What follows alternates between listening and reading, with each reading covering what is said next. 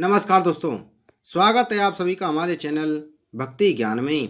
दोस्तों आज मैं आपको धर्मराज दशमी के दिन सुनी जाने वाली धर्मराज जी की और नचिकेता की कहानी सुना रहा हूँ। शाम का समय था।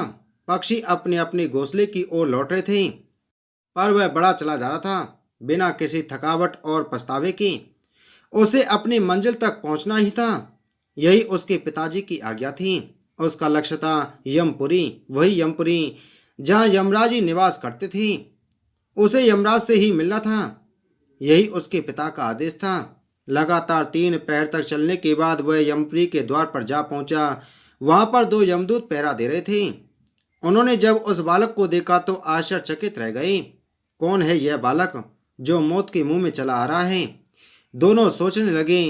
उसमें से एक यमदूत ने गरजती आवाज में उससे पूछा, हे बालक, तू कौन है और यहाँ क्या करने आया है? बालक ने कहा, मेरा नाम नचिकेता है और मैं अपने पिताजी की आज्ञा से यमराज जी के पास आया हूँ। उस बालक ने धीरता के साथ उत्तर दिया। लेकिन क्यों मिलना चाहते हो तुम यमराज से? दूसरे यमदूत ने प्रश्न किया। क्योंकि मेरे पिताजी ने उन्हें मेरा दान कर दिया है। नचिकेता की बात सुनकर दोनों यमदूत हैरान रह गए। ये कैसा अजीब बालक है, इसे मृत्यु का भय नहीं, यमराज से मिलने चला आया। उन्होंने उसे डराना चाहा, पर नचिकेता अपने निर्णय के आगे सुई की नोक के बराबर भी ना डिगा। वह बराबर यमराज से मिलने की इच्छा प्रकट करता रहा। इस पर एक यमदूत बोला, वे इस समय यमपुरी में नहीं हैं, 3 दिन बाद लौटेंगे, तभी तुम आना।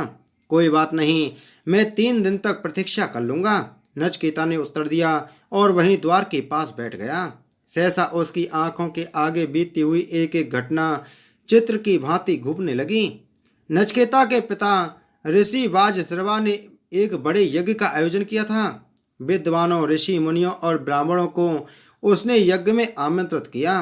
ब्राह्मणों को आशा थी कि यज्ञ की समाप्ति पर वाजश्रवा की ओर से उन्हें अच्छी दक्षिणा मिलेगी।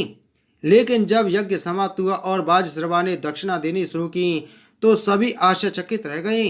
दक्षिणा में वह उन गायों को दे रहा था जो कि बूढ़ी हो चुकी थी और दूध भी नहीं देती थी। यज्ञ के प्रारंभ होने से पूर्व वाजश्रवा ने घोषणा की थी, वह यज्ञ में अपनी समस्त संपत्ति दान कर देगा। इसी कारण यज्ञ में कुछ ज़्यादा ही लोग उपस्थित हुए थे। पर जब उन्होंने दान का स्तर देखा तो मन ही मन नाराज होकर रह गए। क्रोध तो उन्हें बहुत आया, पर उनमें से कोई कुछ ना कह सका। वाजश्रवा के पुत्र नचिकेता से यह न देखा गया। संपत्ति के प्रति अपने पिता का यह मोह उसे बर्दाश्त न हुआ। वह अपने पिता के पास जाकर बोला, पिताजी, ये आप क्या कर रहे हैं? देखते नहीं हो मैं ब्राह्मणों को दान दे रहा हूँ।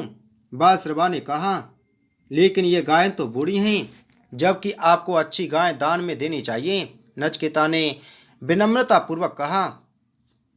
वाजश्रवा ने चिल्लाकर प्रश्न किया, क्या तुम मुझसे ज़्यादा जानते हो कि कौन सी चीज़ दान में देनी चाहिए, कौन सी नहीं? नचिकेता ने कहा, हाँ पिताजी, दान में वह वस्तु दी जानी चाहिए जो व्यक्ति को सबसे ज़्यादा प्रिय हो, और सबसे प्रिय तो आपको मैं हूँ। आप मुझे किसको दान में देंगे? नचिकेता की इस बात का वाजश्रवा ने कोई उत्तर न दिया, पर नचिकेता ने हट पकड़ ली। वह बार बार यही प्रश्न करता रहा कि पिताजी, आप मुझे किसको दान में देंगे? काफ़ी देर तक वाजश्रवा देखता रहा, पर जब नचिकेता न माना तो वह झल्ला कर बोला, जा, मैंने तुझको यमराज को दान में दिया। लेकिन अगले ही पल वाजश्रवा ठिठका। ये उसने क्या कह दिया? अपने इकलौते पुत्र को यमराज को दान में दिया। पर अब क्या हो सकता था? नचिकेता भी ठहरा दृढ़ निश्चयी। वह कहाँ पीछे रहने वाला था। पिता की बात सुनकर बोल पड़ा, मैं आपकी आज्ञा का पालन करूंगा पिताजी, आप बिल्कुल चिंतित ना हो। वाजश्रवा ने बहुत तेरा समझाया, पर नचिकेता न माना। उसने सभी परिवारजनों से अंतिम भेंट की और यमराज से मिलने के लिए चल पड़ा। जिसने भी यह सुना आश्चर्यचकित हुए बिना न रह सका। सभी उसके साहस की प्रशंसा करने लगे। यमपुरी के द्वार पर बैठा नचिकेता बीती बातें सोच रहा था। उसे इस बात का संतोष था कि वह पिता की आज्ञा का पालन कर रहा था। लगातार 3 दिन तक यमपुरी के बाहर बैठा यमराज की प्रतीक्षा करता रहा। तीसरे दिन जब यमराज आए तो वे नचिकेता को देखकर चौंके। जब उन्हें उसके बारे में मालूम हुआ तो वे भी आश्चर्यचकित रह गए। अंत में उन्होंने नचिकेता को अपने कक्ष में बुला भेजा। यमराज के कक्ष में पहुंचते ही नचिकेता ने उन्हें प्रणाम किया। उस समय उसके चेहरे पर अपूर्व तेज था। उसे देखकर यमराज बोले, वत्स, मैं तुम्हारी प्रत्य भक्ति और दृढ़ निश्चय से बहुत प्रसन्न हुआ। तुम मुझसे कोई भी 3 वरदान मांग सकते हो। यह सुनकर नचिकेता की प्रसन्नता की सीमा न रही। वह बोला, पहला वरदान तो आप यह दें कि मेरे पिता का क्रोध शांत हो जाए और वे मुझे पहले की तरह प्यार करें। यमराज जी ने कहा, ऐसा ही होगा। फिर बोले, दूसरा वरदान मांगो। किंतु इस बार नचिकेता सोच में पड़ गया। अब वह क्या मांगे? उसे तो किसी चीज की इच्छा ही नहीं थी। अचानक उसे ध्यान आया कि मेरे पिता ने यज्ञ स्वर्ग की प्राप्ति के लिए किया था, क्यों ना मैं ही उसे मांगूं। यह सोचकर वह बोला, मुझे स्वर्ग की प्राप्ति किस प्रकार हो सकती है? यमराज चक्कर में पड़ गए, पर वचन दे चुके थे, इसलिए उन्होंने यह भी बता दिया और तीसरा व अंतिम वरदान मांगने के लिए कहा। नचिकेता कुछ समय तक सोच में डूबा रहा। फिर बोला, आत्मा का रहस्य क्या है, कृपया समझाइए। नचिकेता के मुख से इस प्रश्न की आशा यमराज को बिल्कुल न थी। उन्होंने उसे और कोई वरदान मांगने को कहा और बोले, यह विषय इतना गूढ़ है कि हर कोई इसे नहीं समझ सकता।